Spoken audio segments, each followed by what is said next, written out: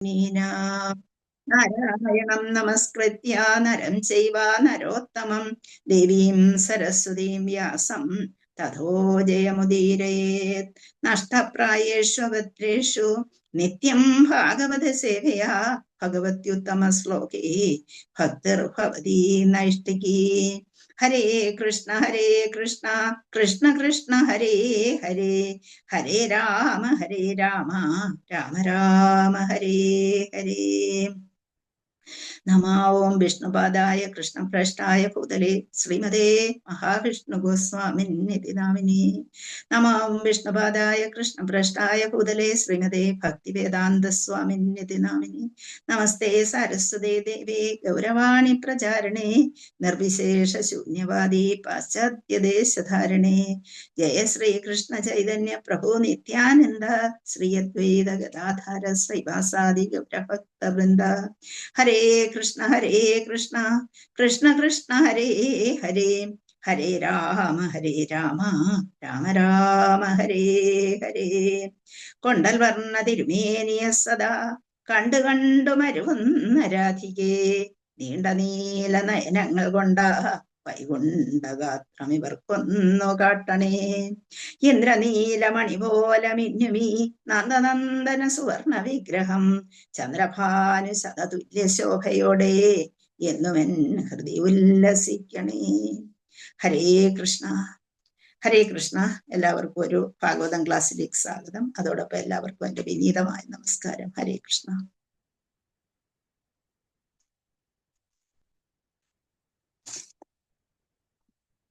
ഹരേ കൃഷ്ണ. നമ്മൾ ഇന്ന് ഒരു പുതിയ അധ്യായത്തിലേക്ക് കടക്കുകയാണ്. നമ്മള്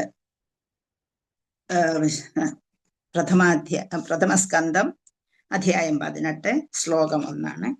നമ്മള് 17ാമത്തെ ശ്ലോകത്തില് നമ്മള് ഒരുപാട് കാര്യങ്ങള് എപ്പോഴും നമ്മൾ പഠിച്ചുകൊണ്ടിരുന്നു. വൈരാഗ്യം, പരിശുദ്ധി, ദയ, സത്യസന്ധത, ഈ ധർമാനുശാസനങ്ങളെ അതേക്കുറിച്ചാണ് ഒരുപാട് ദിവസമായിട്ട് ഒരുപാട് ക്ലാസ്സുകളായിട്ട് നമ്മൾ പഠിക്കുകയാണ്.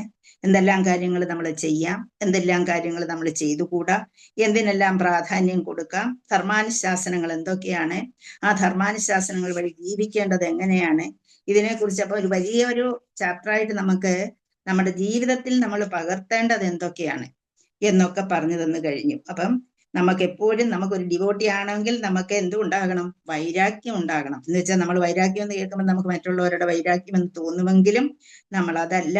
നമുക്ക് എന്താണ് ആവശ്യമുള്ള വസ്തു നമുക്ക് വേണം, വേണ്ടാത്തതിനെ നമുക്ക് ഉപേക്ഷിക്കാൻ കഴിയണം എന്നുള്ള ഇപ്പം നാമജപത്തെ നമുക്ക് ഭഗവാനോടുള്ള ആ ബന്ധത്തിന് അതേ വേണം എന്നുള്ള ആ വൈരാഗ്യ ബുദ്ധി നമ്മളിൽ എപ്പോഴും ഉണ്ടാകണം.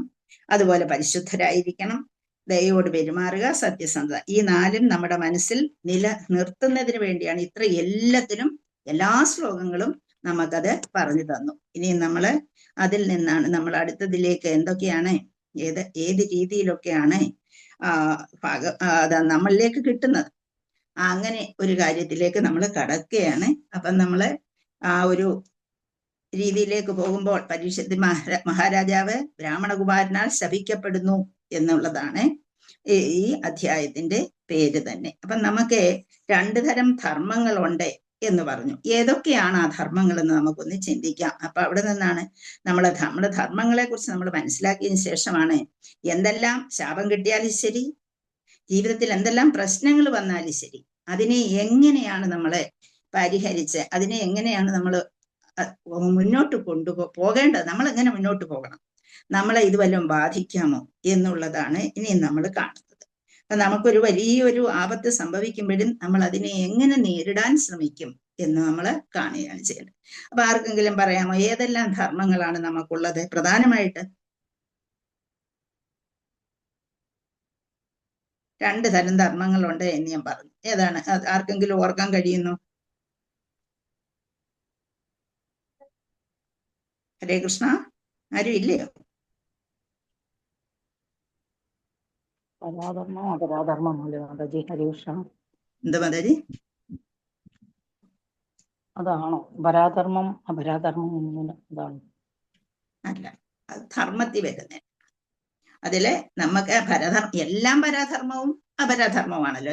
ഉയർന്നതുമായിരിക്കും താഴ്ന്നതുമായിരിക്കുമല്ലോ. അപ്പൊ ഇതില് നമ്മൾ എപ്പോഴും ഓർത്തിരിക്കേണ്ടത് 2 ധർമ്മങ്ങളാണ്. നമ്മള് എന്താണ് ഭാഗവതം 1-2 പഠിച്ചതാണ്. അത് എപ്പോഴും ഞാൻ പറയാറുണ്ടായിരുന്നു. എന്താണ്? സവൈ പുംസം പരാധർമ്മോ പരോധർമ്മോ. എന്താണ്? 2 തരം ധർമ്മങ്ങളാണ് അവിടെ പറഞ്ഞത്. സവൈ പുംസം പരോധർമ്മോ യഥോഭക്തി രഥോക്ഷജേ അഹൈതുകി അപ്രതിഹത യയാത്മാ സുപ്രസിദ്ധി. സവൈ പുംസാം പരോധർമ്മോ. അപ്പൊ മാതാജി പറഞ്ഞു പരാധർമ്മമാണോ എന്ന് ചോദിച്ചു എന്നോട്. ആ പരോധർമ്മം എന്താണെന്നാണ് ഞാൻ ചോദിച്ചത്. സവൈ പുംസാം പരോധർമ്മോ എന്താണത്?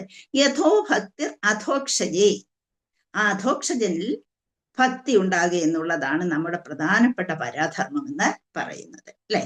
അപ്പം സവൈ പുംസാം പരോധർമ്മോ യഥോ ഭക്തി രഥോക്ഷജേ അഹൈതുകി അപ്രതിഹത സുപ്രസിദ്ധ. നമ്മുടെ മനസ്സിൽ എപ്പോഴും ഉണ്ടായിരിക്കേണ്ട ഒരു ശ്ലോകമാണത്. നമ്മുടെ പരാധർമ്മം എന്താണ്? അതിനെ നമ്മൾ എന്തു പറയും? അപ്പം 2 തരത്തിലുള്ള ധർമ്മം ഉണ്ട് എന്ന് ഞാൻ പറഞ്ഞു. അതിൽ ഒന്ന് പരോധർമ്മമായിട്ട് നിൽക്കുന്നത് എന്താണ് എന്നുള്ളതാണ്. എപ്പോഴും നമ്മൾ ചെയ്യേണ്ടത് തന്നെയാണ്. പരോധർമ്മമായിട്ട് നിൽക്കുന്നത് എന്താണ്? നിത്യധർമ്മം എന്ന് പറയുന്നത് എന്താണ്? യഥോ ഭക്തി അധോക്ഷജേ. അധോക്ഷജനിൽ ഭക്തി ഉണ്ടായിരിക്കുക. നമ്മുടെ സ്വന്തം നിത്യധർമ്മം എന്ന് പറയുന്നത് ഭക്തിയാണ്. ഭക്തി ചെയ്യുക എന്നുള്ളതാണ് നിത്യധർമ്മം. അത് നിത്യധർമ്മമാണ്. അത് നമ്മൾ സവൈ പുംസാം പരോധർമ്മോ യഥോ ഭക്തി അധോക്ഷജേ. അതങ്ങ് ബൈഹാർട്ട് ചെയ്യുക. അതാണ് ഏറ്റവും പ്രധാനമായിട്ടുള്ളത്. സ്വധർമ്മം എന്ന് പറയുന്നത് എന്താണ്? നമ്മൾ ഏത് സ്ഥിതിയിലാണോ നിൽക്കുന്നത് ആ സ്ഥിതിയിൽ നിന്നുകൊണ്ട് നമ്മുടെ ധർമ്മം നമ്മൾ ചെയ്യുക. ഏത് സ്ഥിതി, എന്ത് സ്ഥിതി എന്ന് ചോദിച്ചാൽ നമുക്ക് 4 ആശ്രമങ്ങൾക്ക് നമുക്ക് തന്നിട്ടുണ്ട്, അല്ലെ? ആ ആശ്രമധർമ്മത്തെയാണ് നമ്മള് ബ്രാഹ്മണനായാകാം, ക്ഷത്രിയനാകാം, വൈശ്യനാകാം, ശൂദ്രൻ, ഈ 4 രീതിയിലാണ് സമൂഹത്തെ തിരിച്ചത്. അപ്പൊ ആ 4 രീതിയിൽ തിരിച്ചിരിക്കുന്നതിൽ അതനുസരിച്ച് നമ്മൾ ജീവിക്കുക എന്നുള്ളതാണ്. അപ്പൊ നമ്മൾ ആരാണ് എന്ന് മനസ്സിലാക്കിക്കൊണ്ട് അതിനനുസരിച്ച് നമ്മൾ ജീവിക്കുന്നതിനാണ് എന്ത് പറയുക?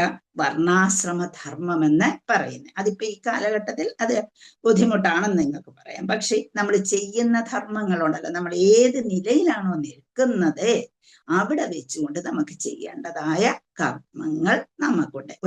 ഒരു മകനാണെങ്കിൽ മകൻ അച്ഛനോടും അമ്മയോടും ചെയ്യേണ്ട ധർമ്മങ്ങളുണ്ട്. അല്ലെങ്കിൽ ഒരു രാജ്യത്തെ സിറ്റിസൺ ആണ് എങ്കിൽ ആ സിറ്റിസണിന് അവൻ്റെതായ ധർമ്മങ്ങളുണ്ട്. അല്ല, ഞാൻ ഒരു ബ്രാഹ്മണനാണെങ്കിൽ ആ ബ്രാഹ്മണൻ നിലയിൽ നിന്നുകൊണ്ട്, എന്ന് വെച്ചാൽ നമ്മൾ ഇന്റലിജൻസ് പരമായിട്ട് അവിടെ നിന്നുകൊണ്ട് നമ്മൾ ചെയ്യേണ്ടതായ ധർമ്മങ്ങളുണ്ട്. അപ്പൊ ഏത് ആശ്രമത്തിലാണോ നാം നിൽക്കുന്നത് അപ്പൊ വർണ്ണാശ്രമ ധർമ്മം അനുസരിച്ച് നമ്മൾ ചെയ്യേണ്ടതായ ധർമ്മത്തെ സ്വധർമ്മമെന്നും നമ്മൾ നിത്യധർമ്മമായി എടുക്കേണ്ടത് യഥോ ഭക്തി അധോക്ഷജേ. അതെങ്ങനെയായിരിക്കണം? അഹൈതുകി അപ്രതിഹത എന്ന രീതിയിലായിരിക്കണം എന്ന് പറഞ്ഞു തന്നിട്ടുള്ള ഒരുപാട് ദിവസം നമ്മൾ ഒരുപാട് കാര്യങ്ങൾ നമ്മൾ പഠിച്ചിട്ടുള്ളതാണ്. അപ്പം നമ്മൾ ഏത് സമയത്തും സ്വധർമ്മത്തെക്കുറിച്ചും നിത്യധർമ്മത്തെക്കുറിച്ചും നമ്മൾ ബോധവാന്മാരായിരിക്കണം.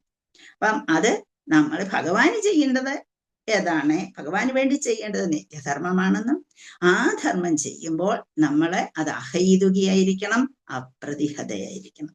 അപ്പൊ യാതൊരു തടസ്സവുമില്ലാതെ ചെയ്തിരിക്കണം. നമ്മൾ 4 മണിക്ക് എഴുന്നേറ്റ് നാമം ജപിക്കും എന്ന് തോന്നിച്ചാൽ എന്ന് നമ്മുടെ മനസ്സിൽ വന്നു കഴിഞ്ഞാൽ പിന്നെ അതിന് യാതൊരു തടസ്സവും വരാതെ നമ്മൾ ചെയ്തിരിക്കണം എന്നുള്ളതാണ് അഹൈതുകി അപ്രതിഹത. അതിന് അകാരണമായിട്ടാണ് നമ്മൾ ചെയ്യുന്നത്. യാതൊരു തരത്തിലും അതിനൊരു ആരും പറഞ്ഞിട്ട് ചെയ്യുന്നതല്ല എന്നുള്ളതാണ് നിത്യധർമ്മം എന്ന് പറയുന്നത്. അപ്പൊ ഇത് രണ്ടും വെച്ചുകൊണ്ട് നമ്മൾ സ്വധർമ്മവും നിത്യധർമ്മവും എന്താണെന്ന് മനസ്സിലാക്കിക്കൊണ്ട് വേണം നമുക്ക് അടുത്തേക്ക് പോകാൻ. അപ്പം ഇവിടെ ബ്രാഹ്മണകുമാരനാൽ പരീക്ഷിത് മഹാരാജാവ് ശപിക്കപ്പെടുന്നു എന്നുള്ളതാണ് നമ്മളിവിടെ പറഞ്ഞത്. അപ്പം നമ്മള് വിഷ്ണുരാധനും ബ്രഹ്മരാധനും, പരീക്ഷിത് മഹാരാജാവിനെ എന്ത് പറയുന്നു? വിഷ്ണുരാധൻ ബ്രഹ്മരാധന് എല്ലാം വിഷ്ണുരാധന് പറഞ്ഞു കൊടുക്കുകയാണ് ഇതെന്ന് നമുക്കറിയാം. ബ്രഹ്മരാധൻ ശിവദേവ് ഗോസ്വാമി ആർക്ക് പറഞ്ഞു കൊടുക്കുന്നു? പരീക്ഷിത് മഹാരാജാവിനെ പറഞ്ഞു കൊടുക്കുന്നു. അപ്പം വിഷ്ണുരാധൻ എന്ന് ആരെ പറയുന്നു? എന്തുകൊണ്ട് പറയുന്നു? യഥാർത്ഥത്തിൽ ഭഗവാൻ തന്നെ അദ്ദേഹത്തെ വീണ്ടും മരിച്ചെന്ന് കരുതി, അതായത് മരണത്തിലേക്ക് പോയ കുഞ്ഞിനെ രക്ഷിച്ചെടുത്തു. അപ്പൊ അങ്ങനെ ബ്രഹ്മരാധൻ വിഷ്ണുരാധന് പറഞ്ഞു കൊടുക്കുന്നു എന്നുള്ളത്. അവിടെ നമുക്ക് ശ്ലോകം 1 പോകാം. ശ്ലോകം 1 സൂത ഉവാച സൂത ഉവാച യോ വൈ ദ്രൗണ്യസ്ത്ര വിപ്ലുഷ്ടോ നമാതുരുദരേ മൃദഃ അനുഗ്രഹാത് ഭഗവതഃ കൃഷ്ണസ്യാത്ഭുതകർമ്മണഃ യോ വൗ ദ്രൗണ്യസ്ത്ര വിപ്ലുഷ്ടോ നമാതുരുദരേ മൃദഃ അനുഗ്രഹാത് ഭഗവതഃ കൃഷ്ണസ്യ അത്ഭുതകർമ്മണഃ യോ വൈ ദ്രൗണ്യസ്ത്ര വിപ്ലുഷ്ടോ യോ വൈ എന്ന് പറഞ്ഞാൽ യോ എന്ന് പറയുമ്പോൾ യഹ ഏതൊരുവനാണോ വൈ തീർച്ചയായും ദ്രൗണ്യസ്ത്ര നമ്മൾ നേരത്തെ പഠിച്ചു ദ്രൗണിയുടെ അസ്ത്രത്താൽ ദ്രൗണി ആരാണ് ദ്രൗണ്യസ്ത്ര ദ്രോണപുത്രൻ അല്ലെ ദ്രോണപുത്രന്റെ അസ്ത്രത്താൽ വിപ്ലുഷ്ടോ ദഹിച്ചു പോകേണ്ടതാണ് ദഹിച്ചു പോകാൻ ആരംഭിച്ചതാണ് എന്നുള്ളത് ദഹിച്ചു പോകാൻ വിപ്ലുഷ്ടോ ദഹിച്ച് ന മാതുരുദരേ മൃതഃ ന എന്ന് വെച്ചാൽ ഇല്ല മാതുരുദരേ മാതുഹു എന്ന് പറയുന്നത് ഇവിടെ അമ്മയുടെ മാതാവേ അമ്മയുടെ ഉദരേ ഉദരത്തിൽ ഗർഭത്തിൽ മാതുരുദരേ മൃതഃ മരണത്തെ കണ്ടു അനുഗ്രഹം കൃപയാൽ ഭഗവതഃ എന്ന് പറയുന്ന അവിടെ ആരാണ് പരമദിവ്യോത്തമ പുരുഷനായ ഭഗവാൻ കൃഷ്ണന്റെ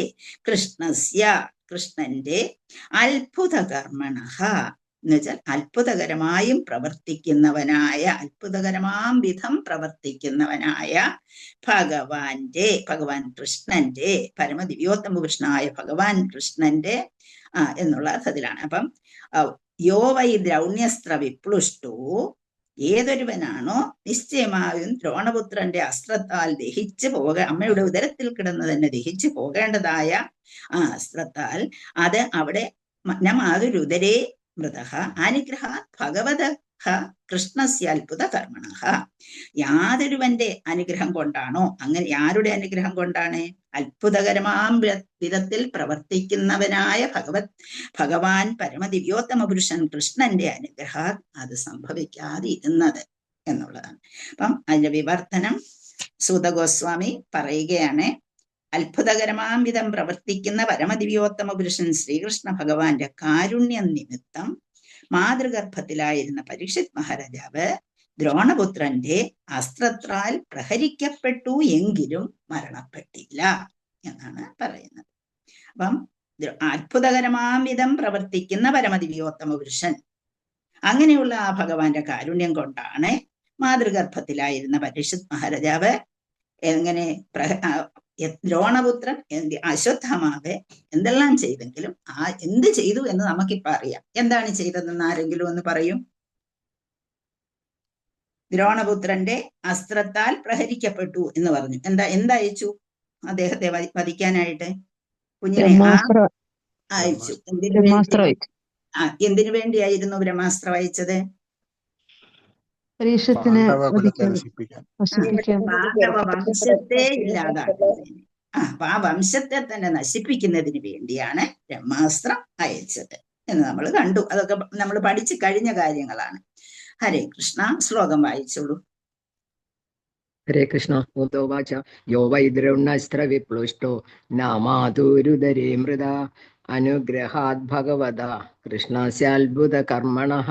ഹരേ കൃഷ്ണ. ഹരേ കൃഷ്ണ. നമ്മളെ ഇതേ സാഹചര്യം നമുക്ക് ഇതാ മനസ്സിലായിട്ടുണ്ട്. ശുകദേവ് ഗോസ്വാമിയാണ്. ആ ശുകദേവ് ഗോസ്വാമി വന്ന് കയറുന്ന ആ ഭാവംഗം നമുക്കറിയാം. അവിടെ കാര്യങ്ങളെല്ലാം പറഞ്ഞു കൊടുക്കുന്നതായിട്ട് നമ്മൾ ഒരുപാടിടത്ത് വായിച്ചു.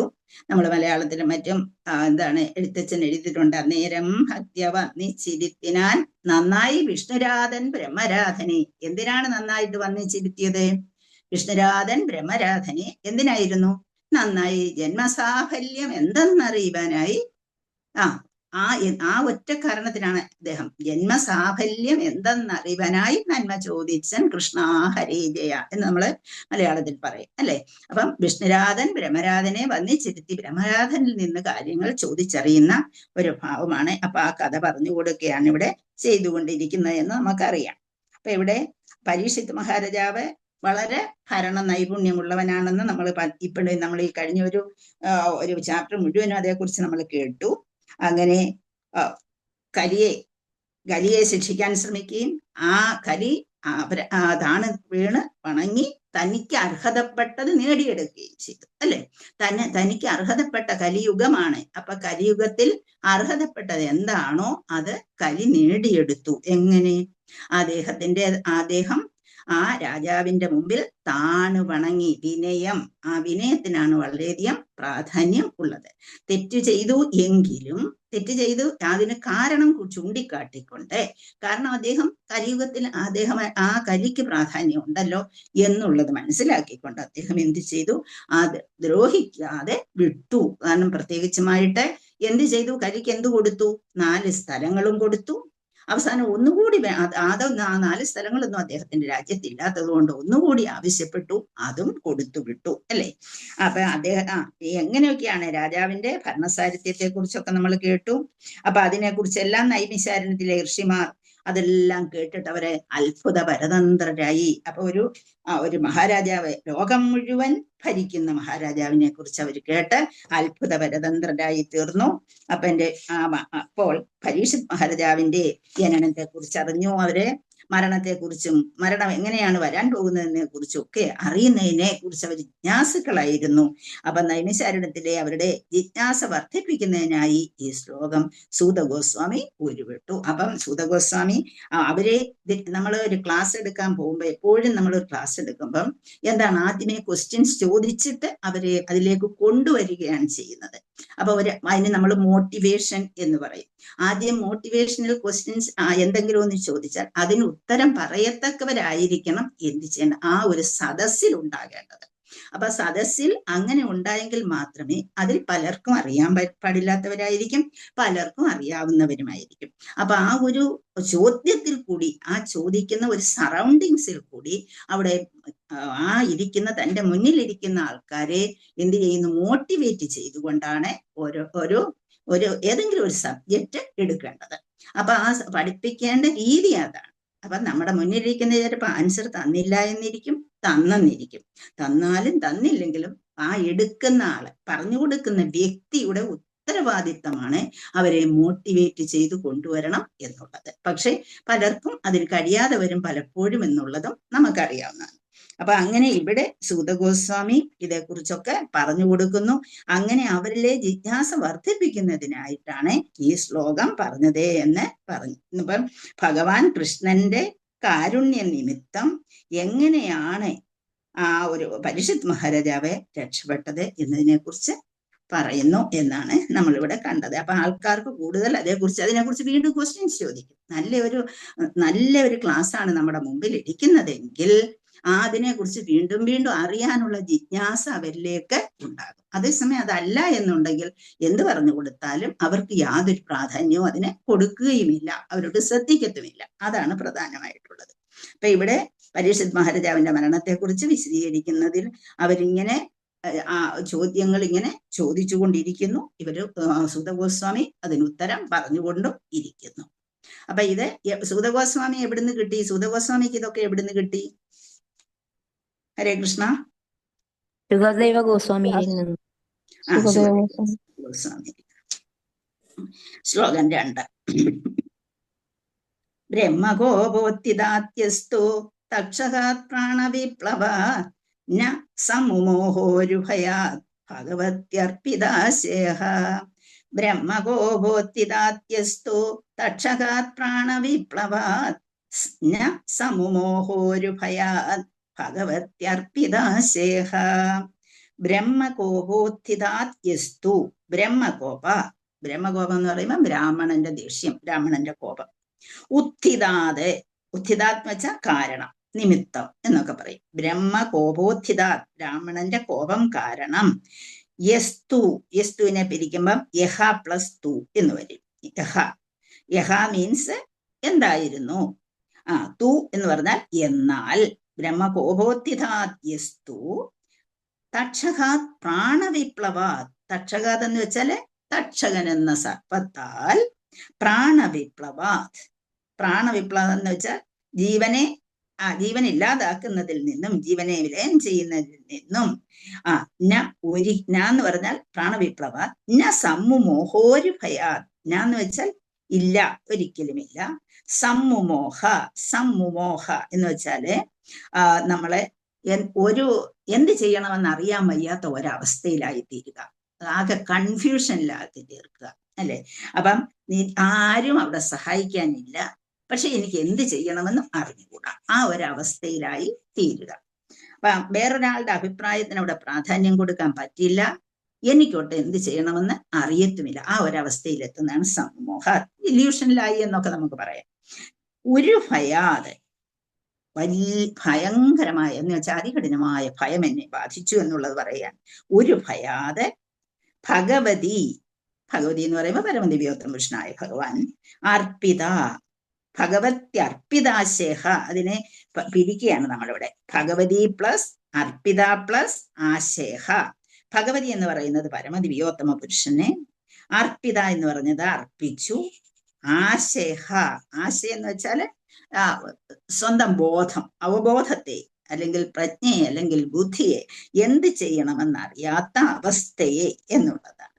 അപ്പം ബ്രഹ്മകോപ ഉത്തിതാതെ യസ്തു യഹ പ്ലസ് തു തക്ഷകാതെ പ്രാണവിപ്ലവാത് സമ്മോഹ സമ്മുമോഹ എന്നാണ്. സമ്മുമോഹ ഒരു ഭയാതെ ഭഗവതി അർപ്പിത ആശേഹ. വിവർത്തനം, translation and purpose by Shri Bhaktivedanta Swami Srila Prabhupada കി ജയ്, ഗുരുദേവ് കി ജയ്, പ്രഭുപാദി കി ജയ്, അനന്തകോടി വൈഷ്ണവ വൃന്ദ കി ജയ്. അതിലുപരി, മുമ്പ് പറഞ്ഞതിൽ ഉപരി. അപ്പൊ ഈ ശ്ലോകം സൂതഗോസ്വാമി ഉരുവിട്ടു എന്തിനായിരുന്നു? ഋഷിമാരുടെ ജിജ്ഞാസ വർദ്ധിപ്പിക്കുന്നതിനായിട്ട്, അവർക്കറിയാനുള്ള ആഗ്രഹം വർദ്ധിപ്പിക്കുന്നതിനായിട്ട് ഇത് ഉരുവിട്ടു എന്ന് ഫസ്റ്റ് ശ്ലോകം പറഞ്ഞു. സെക്കൻഡ് ശ്ലോകം പറയുന്നത് മഹാരാജാവ് സ്വന്തം മനസ്സാലെ പരമദിവ്യോത്തമ പുരുഷനായ ഭഗവാൻ സമർപ്പണം ചെയ്തിരിക്കയാൽ, എന്ന് വെച്ചാൽ ഭഗവാന് വേണ്ടി ആത്മസമർപ്പണം ചെയ്തിരിക്കുകയാണ്. ബ്രാഹ്മണകുമാരന്റെ ശാപനിമിത്തം തക്ഷകൻ ദംശിച്ച് മരണപ്പെടുമെന്ന ചിന്ത അദ്ദേഹത്തെ ഒട്ടും വികാരതീപ്രനാക്കുകയോ ഭയപ്പെടുത്തുകയോ ചെയ്തില്ല. അപ്പം തക്ഷകൻ ഉടനെ തന്നെ തക്ഷകൻ വരും, എന്നെ വധിക്കും, എനിക്ക് എന്റെ അന്ത്യം സംഭവിക്കും എന്നുള്ള ആ ചിന്തയൊന്നും അദ്ദേഹത്തെ ബാധിച്ചതേയില്ല. അപ്പൊ ആ തക്ഷകൻ മരിക്കും എന്നുള്ള, തക്ഷകൻ വധിക്കുമെന്നുള്ള യാതൊരു ചിന്തയും അദ്ദേഹത്തെ ബാധിച്ചില്ല. വികാര തീവ്രനാക്കുകയോ ഭയപ്പെടുത്തുകയോ ചെയ്തില്ല. നമുക്കറിയാം, ലോകത്തെ മുഴുവൻ ഭരിച്ചുകൊണ്ടിരിക്കുന്ന ഏറ്റവും പ്രമാണിയായ, ഏറ്റവും സത്യസന്ധനായ, ഏറ്റവും നല്ലവനായ രാജാവാണ്. എല്ലാവിധ അധികാരങ്ങളും അദ്ദേഹത്തിന്റെ കയ്യിലുള്ള രാജാവാണ്. അപ്പൊ അങ്ങനെയുള്ള ഒരു രാജാവ് തനിക്ക് ഉടനെ മരണം സംഭവിക്കാൻ പോകുന്നു. തനിക്ക് ഭയങ്കരമായ, ലോകം മുഴുവൻ തന്റെ അധീനതയിലാണ്. എത്രയോ ഭാര്യമാരും അതുപോലെ എത്രയോ മക്കളും വളരെ നല്ല രീതിയിൽ ജീവിച്ചുകൊണ്ടിരിക്കുന്ന ഭരണാധികാരിയാണ്. എല്ലാ അധികാരങ്ങളുടെയും കലവറയാണ്. അങ്ങനെയുള്ള ആള് തനിക്ക് ഉടനെ തന്നെ മരണം സംഭവിക്കാൻ പോകുന്നു. തക്ഷകൻ താൻ കടിച്ചിടും 7-ാം ദിനി, അല്ലെ? അപ്പൊ അങ്ങനെ ആ സംഭവം ഉടനെ ഉണ്ടാകും. അതൊന്നും ഓർത്ത് അദ്ദേഹം വിഷമിച്ചതേ ഇല്ല, അദ്ദേഹത്തെ അത് ഭയപ്പെടുത്തിയതും ഇല്ല എന്നാണ് ഈ ശ്ലോകത്തിന്റെ അർത്ഥമെന്ന് പറയുന്നത്. ശ്ലോകം വായിച്ചോളൂ. ഹരേ കൃഷ്ണ. ഹരേ കൃഷ്ണ മാതാജി. ഓം ശ്രീ ഗുരുഭ്യോ നമഃ. ഓം നമോ ഭഗവതേ വാസുദേവായ. ശ്ലോകം 2. ബ്രഹ്മകോപോത്ഥിതാദ്യസ്തു തക്ഷകാത് പ്രാണവിപ്ലവാത് ന സമ്മുമോഹോരു ഭയാത് ഭഗവത്യർപ്പിതാശയഃ. ഹരേ കൃഷ്ണ. Thank U.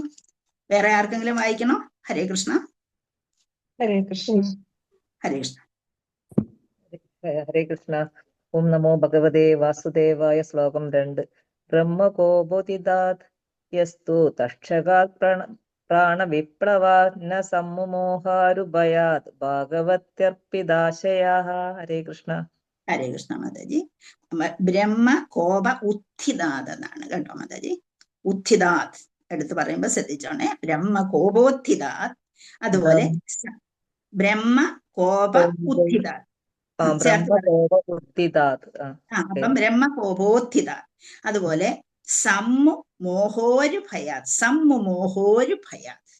സമ്മുമോഹോരു ഭയാത്. ഹരേ കൃഷ്ണ. ഇവിടെ പ്രയാസമുള്ള 2 വാക്കുകളേ ഉള്ളൂ. ഹരേ കൃഷ്ണ. അപ്പൊ നമ്മൾ എന്താണ് ഇവിടെ ബ്രാഹ്മണകുമാരന്റെ ശാപം നിമിത്തം ശക്ഷകൻ ദർശിക്കും, 7 ദിവസം തനിക്ക് ജീവിച്ചിരിക്കാൻ ഇത്രയും ദിവസമേ കയ്യിലുള്ളൂ എന്ന് കേൾക്കുമ്പോൾ എല്ലാവർക്കും ഭയമാണ് വരിക. പക്ഷെ അദ്ദേഹത്തിന് അതൊന്നും തോന്നിയില്ല.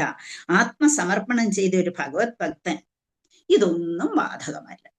കാരണം അദ്ദേഹത്തെ നാരായണ പരായണൻ എന്നാണ് പറയുക. അദ്ദേഹം ഭരിക്കുന്നു, അദ്ദേഹം വേണ്ട കാര്യങ്ങൾ വേണ്ട രീതിയിൽ നോക്കിപ്പോകുന്നു. കലി വന്നാൽ കലിയെ ആ സമയം തന്നെ ഇല്ലാതാക്കുന്നതിന് അദ്ദേഹത്തിന് കഴിയുന്ന ഒരു വ്യക്തി. അതുപോലെ രാജ്യത്തെ ജനങ്ങളെ അങ്ങേയറ്റം സ്നേഹിച്ച് എല്ലാവർക്കും ഒരുപോലെ ഈവൻ ജനങ്ങളെ മാത്രമല്ല ജീവജാലങ്ങളെ മുഴുവൻ ഒരുപോലെ സ്നേഹിച്ച് തന്റെ പിതാമഹനെ പോലെ തന്നെ രാജ്യം ഭരിച്ച് ഏറ്റവും നല്ല രീതിയിൽ ഭരിച്ച ആളായിരുന്നു യുധിഷ്ഠിര മഹാരാജാവ്. അദ്ദേഹത്തെ പോലെ തന്നെ ഭരിച്ചിരുന്ന ആളാണ് ഇദ്ദേഹം.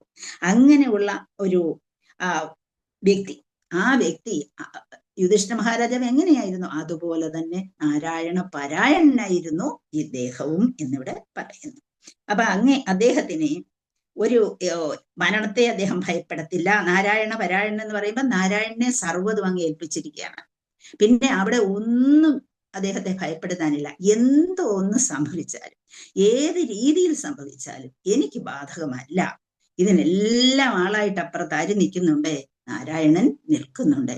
അപ്പൊ അവിടെ പിന്നെ എല്ലാം കയ്യിൽ കൊടുത്തു കഴിഞ്ഞാൽ എന്നെ സംരക്ഷിക്കാനായിട്ട് എനിക്ക് എന്ത് വേണോ അത് തരാനായിട്ടും എനിക്ക് അപ്പുറത്തൊരാളും ഉണ്ടെങ്കിൽ എന്ന് വെച്ചാൽ നമ്മൾ വിചാരിക്കും നമ്മുടെ ബന്ധുക്കൾക്കൊക്കെ അതിന് കഴിയുമെന്ന്. പക്ഷെ അവർക്കൊന്നും അതിന് കഴിയില്ല. അതിനെ എല്ലാം പൂർണ്ണമായി നമ്മൾ ഏൽപ്പിച്ചിരിക്കുന്നത് ഭഗവാനിലാണ്. അങ്ങനെ ഒരു ഭഗവാൻ എന്റെ ഏത് സമയത്തും എനിക്കുണ്ട്, എന്റെ കൂടെ ഉണ്ട്, എനിക്കതൊന്നും മറ്റൊന്നും ബാധകമല്ല എന്നുള്ള ചിന്താഗതി ഉള്ളവനെയാണ് നാരായണ പരായണൻ എന്ന് പറയുന്നത്. അപ്പൊ അങ്ങനെയുള്ള ഒരു വ്യക്തി തന്നെ ഇന്ന സ്ഥലത്താണെന്നോ ഇന്ന കാലത്താണെന്നോ അല്ലെങ്കിൽ അങ്ങനെ യാതൊരു കാലാവസ്ഥയെക്കുറിച്ചോ സ്ഥലത്തെക്കുറിച്ചോ കാലദേശങ്ങളെക്കുറിച്ചോ ഒന്നും ഒരു പ്രാധാന്യം അതിനൊന്നുമില്ല. മറ്റൊരു വ്യക്തി വന്ന് എന്നെ ഉപദ്രവിക്കുമെന്നോ അല്ലെങ്കിൽ ഇനിയും എനിക്കിങ്ങനെ സംഭവിച്ചല്ലോ, എനിക്ക് ഞാൻ ഇത്രയും നല്ല ഒരു വ്യക്തിയായിട്ടും ഞാൻ എൻ്റെ ജനങ്ങൾക്ക് വേണ്ടിയും എൻ്റെ ഈ രാജ്യത്തെ ജീവജാലങ്ങൾക്ക് വേണ്ടിയും സർവ്വതും സമർപ്പിച്ചവനായിട്ടും എനിക്കിങ്ങനെ ഒരു അന്ത്യം വന്നല്ലോ എന്ന ചിന്താഗതി അദ്ദേഹത്തെ ബാധിച്ചതേയില്ല. നമ്മളൊക്കെ ആണെങ്കിൽ എന്ത് ചെയ്യും? നമ്മളൊരു വിളക്ക് കൊളുത്തി ചിലപ്പോൾ നിലവിളക്ക് കൊളുത്തി വെച്ചൊന്ന് പ്രാർത്ഥിക്കാൻ നമ്മുടെ പരിപാടി ചെയ്യുന്നത്.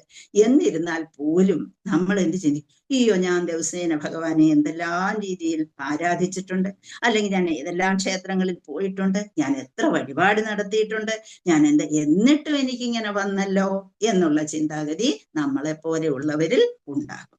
പക്ഷേ ഇതെല്ലാം ചെയ്ത് എന്ന് വെച്ചാൽ അംബരീഷൻ പറഞ്ഞതുപോലെ എങ്ങനെയുള്ള ആളായിരുന്നു? സവൈമന കൃഷ്ണ പദാരവിന്ദയോർ, മനസ്സിനെ പാതാരവിന്ദത്തിലേക്ക്, ഭഗവാന്റെ പാതാരവിന്ദത്തിലേക്ക് അങ്ങ് ഉറപ്പിച്ചു വെച്ച ആളായിരുന്നു. സവൈമന കൃഷ്ണ പദാരവിന്ദയോർ വചാംസി വൈകുണ്ഠ ഗുണാനുവർണ്ണനെ, വാക്കുകൾ എവിടേക്ക് പോയി? എപ്പോഴും ആ വൈകുണ്ഠന്റെ വർണ്ണങ്ങളെ എപ്പോഴും ഉച്ചരിച്ചു കൊണ്ടേയിരുന്നു. അത് ഉള്ളിലാണ്, പക്ഷെ ചെയ്യുന്ന പ്രവർത്തനമായിട്ട് തന്നെ നിലകൊള്ളുകയും ചെയ്തു. വജാംസി വൈകുണ്ഠ ഗുണാനുവർണ്ണനെ കരോഹരേർ മന്ദിരമാർജനാദിഷു, എന്റെ കൈകളോ എന്തിനാണ് ഉപയോഗിക്കുന്നത്? ഭഗവാന്റെ മന്ദിരത്തെ അമാർജനം ചെയ്യുന്നതിനായിട്ട് ഉപയോഗിച്ചു. കരോഹരേർ മന്ദിരമാർജനാദിഷു സുതിം ചകാര അച്യുത സത്കഥോദേ, അച്യുതന്റെ സത്കഥകൾ കേൾക്കുന്നതിനായിട്ട്. അപ്പൊ ആ കാലുകൾ എന്തിനുപയോഗിച്ചു? വൈകുണ്ഠന്റെ, അത് പ്രിയ ശ്ലോകമായോണ്ട് ഞാൻ മുഴുവൻ പറയുന്നില്ല. അപ്പം സവൈമന കൃഷ്ണ പദാരവിന്ദയോർ വചാംസി വൈകുണ്ഠ ഗുണാനുവർണ്ണനെ കരോഹരേർ മന്ദിരമാർജനാദിഷു ശ്രുതിം ചകാരാച്യുത സത്കഥോദയേ. അപ്പൊ ഇങ്ങനെ ഓരോ നമ്മുടെ നമുക്കുള്ള ഇന്ദ്രിയങ്ങളും മൊത്തം ഭഗവാനിൽ അർപ്പിച്ചുകൊണ്ട് ജീവിക്കുന്ന വ്യക്തിയാണ് നാരായണ പരായണൻ എന്ന് പറയുന്നത്. ആരാണ്? അതിന് എക്സാമ്പിൾ ആരാണ്? കരോഹരേർ മന്ദിരം അർജനാദിഷു ശ്രുതിഞ്ചകാര അംബരീഷ മഹാരാജാവാണ് ഇത് പറഞ്ഞിരിക്കുന്നത് അല്ലെ.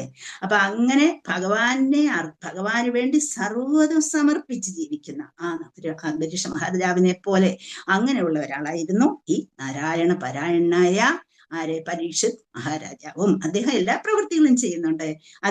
അംബരീഷ് മഹാരാജാവും ആരാണ്? മഹാചക്രവർത്തിയായിരുന്നു. അദ്ദേഹവും എല്ലാ പ്രവൃത്തികളും ചെയ്തു. പക്ഷെ ഇവിടെ അദ്ദേഹം അതൊന്നും ഏറ്റെടുത്തില്ല എന്നുള്ളതാണ് ഏറ്റവും പ്രധാനം. ചെയ്യുന്നതൊക്കെയും ഭഗവത് കർമ്മങ്ങളായി ആ നിത്യധർമ്മത്തെ മനസ്സിൽ വെച്ച് ആരാധിച്ചുകൊണ്ട് എപ്പോഴും കർമ്മങ്ങൾ യാതൊരു അഹൈതുകി അപ്രതിഹത അത് ചെയ്തു പോന്നു എന്നുള്ളതാണ്. അപ്പൊ അങ്ങനെയുള്ള ആ ഭഗവാൻ, അങ്ങനെയുള്ള ഒരു വ്യക്തി മരണത്തെയും ഭയപ്പെടുകയില്ല, മറ്റൊന്നിനും പരമവിഷ്ണുവിനോടും പ്രാധാന്യം കൊടുക്കുകയില്ല. അത്തരമൊരു ഭക്തൻ സ്വർഗത്തിനോ നരകത്തിനോ തുല്യ പ്രാധാന്യമാണ്. എന്നെ സ്വർഗത്തിൽ കൊണ്ടിട്ടോ അല്ലെങ്കിൽ എന്നെ നരകത്തിൽ കൊണ്ടിട്ടോ എവിടെ കൊണ്ടിട്ടാലും എനിക്ക് യാതൊരു പ്രശ്നവുമില്ല. അവിടെ എല്ലാം ആരുണ്ടാകും? ഭഗവാൻ എന്നെ രക്ഷിക്കാൻ ഉണ്ടാകും. എനിക്ക് നരകത്തിൽ പോയാലും യാതൊരു പ്രശ്നവുമില്ല. അവിടെ എന്നെ കൈവെള്ളയിൽ കാക്കുന്നതിന് ആരുണ്ടാകും? ഭഗവാൻ ഉണ്ടാകും എന്ന ചിന്താഗതി ഇങ്ങനെ അവർക്കുണ്ടാവും. അപ്പം സ്വർഗത്തിനും നരകത്തിനും തുല്യ പ്രാധാന്യം കൽപ്പിക്കുന്നു. സ്വർഗവും നരകവും ഭഗവത് സൃഷ്ടികളാണെന്നതും അതുപോലെ തന്നെ ജീവിതവും മരണവും ഭഗവാനാൽ സൃഷ്ടിക്കപ്പെട്ട അസ്തിത്വങ്ങളുടെ വ്യത്യസ്ത അവസ്ഥകളാണെന്നും ഭക്തന് ശരിക്കും അറിയാം. ഇതെല്ലാം ഉണ്ട്, ഞാൻ ചെയ്യുന്ന കർമ്മഫലം അനുസരിച്ച് ഇതെനിക്കെല്ലാം കിട്ടുമെന്നും അപ്പൊ ഇതിൽ നിന്നൊന്നും എനിക്ക് രക്ഷമിട്ട് പോകാൻ കഴിയുകയില്ല, ഇതെല്ലാം എൻ്റെ കൂടെ ഉള്ളതാണ് എന്നുള്ളതും ഒരു ഭക്തൻ ശരിക്കും മനസ്സിലാക്കിയിട്ടുണ്ട്. അപ്പൊ ഏതവസ്ഥയിലും നാരായണ സ്മരണം അത്യന്താപേക്ഷിതമാണ്. അപ്പം ഒരു നാരായണ പരായണനായ വ്യക്തി ഇതെല്ലാം ശരിക്കും മനസ്സിലാക്കിക്കൊണ്ട് പരീക്ഷിത്തെ അത്തരം ശുദ്ധ ഭക്തനായിരുന്നു.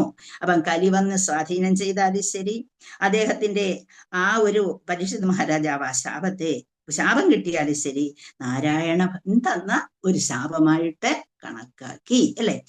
വൃത്രാസുരൻ എത്ര വലിയ ഭക്തനായിരുന്നു അല്ലെ?